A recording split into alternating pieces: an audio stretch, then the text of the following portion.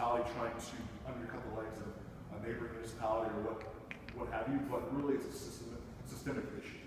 The way that we do tax increment financing, for instance, in the state of Missouri, Missouri is one of only 2 states that both allows for access to sales tax revenue versus just only property tax revenue, and only has 1 level of approval required for that TIF district. Which is the municipal level. Which is the municipality. And the reality of the situation is, so if you have a municipality with a 6-member board, and 4 of them say yes, we approve this TIF district, the TIF commission may say no, we don't recommend doing this, but it takes a 2/3 majority of that city council to approve or override that recommendation.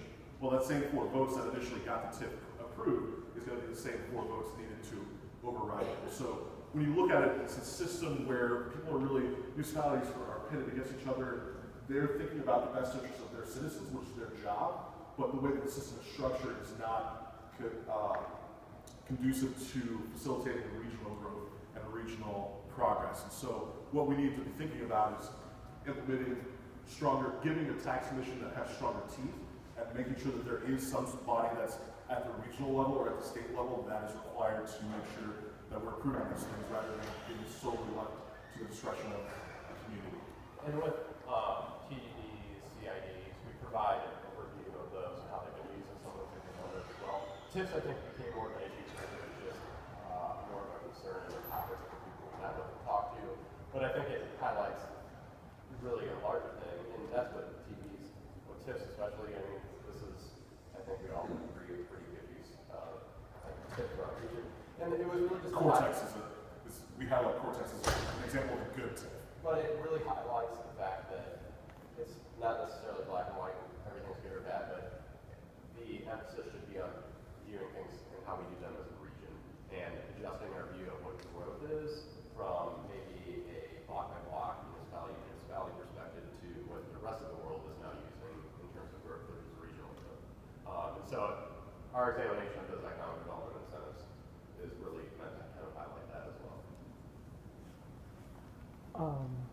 Yes, correct me if I'm wrong, I guess one transportation development tax I just popped up in my mind was the Joe Edwards trolley tax from the Delmar Loop to a little Forest Purging.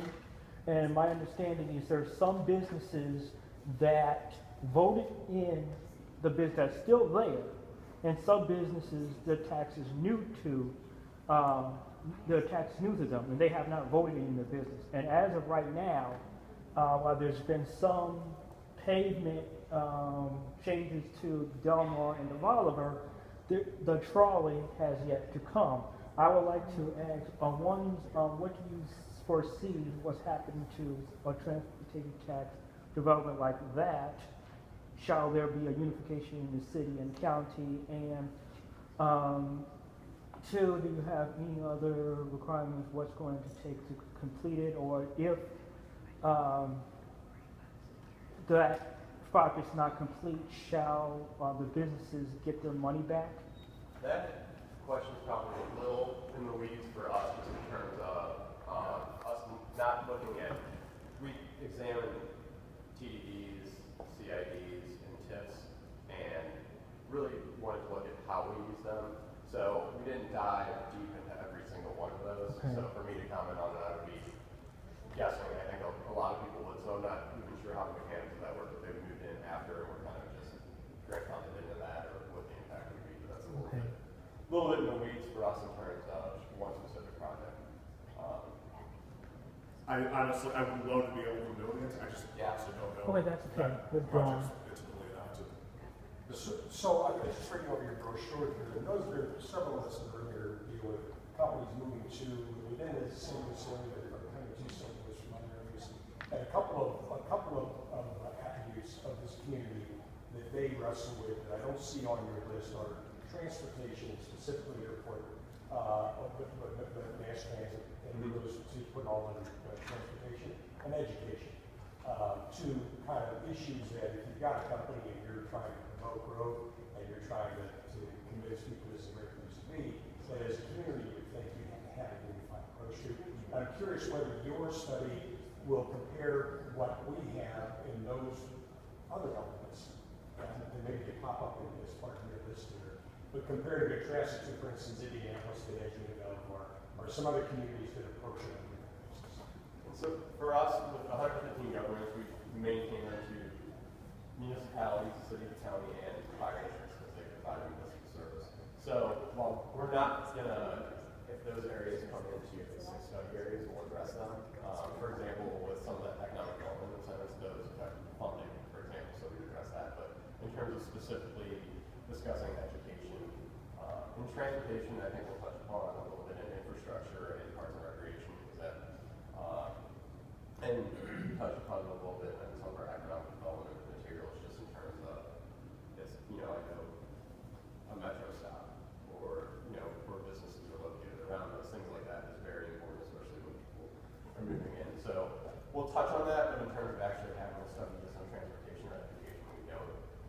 Mostly because education is a state issue for us, and it's more outside of the municipal level of service, for example.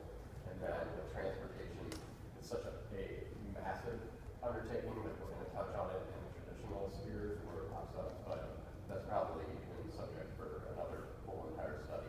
And for us, the topics in here don't encompass and provide the, you know, magic pill that cures the region, but there's 6 that we felt we could measure ourselves against other regions, really look at best practices and ways to improve.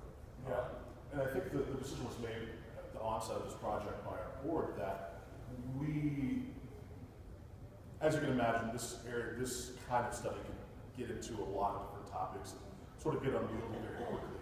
And so the decision was made to look at the delivery of services at the municipal level, which unfortunately don't include school districts, their own political subdivision or transportation. And so in an effort to make sure that we get something done and get some good work done on looking at the way municipalities deliver services and services delivered at that level, they decided that those were not 2 areas that we wanted to be looked at. That's not to say that they're not important. We know that education in particular is one that is central to everyone's mind as they decide where they move, particularly if you have young children or thinking of starting a family. But we also don't want to pretend that, you know, looking at these issues and thinking about what our structure, our larger governmental structure will look like in the future is going to be a panacea or the thing that automatically changes the way our region is viewed or the way our region operates, but we do think it will be something that will really help in thinking about our long-term future and how we want to position ourselves on the global stage. Study that you're doing reminds me of an organization that used to exist that's now merged into focus called Confluence, and they had a regional approach to a lot of topics, whether it was education or transportation. Sounds like you've got kind of a niche piece with these 6 topics. So my question is, did Confluence tackle this issue about 115 municipalities and consolidation? And secondly, what is the time frame for your study? And what's the next action? So you've got the study that decides what to do, so what are you going to do? Right. Well, and I'll kind of answer in reverse order. The reason that we're doing the study in this community-based approach is to, A, avoid the traditional have a consultant fly in and meet with, for 2 weeks with the mayor, the county executive, some business and community leaders briefly, and then file a report on the next. So we think that through this approach, by meeting, doing outreach,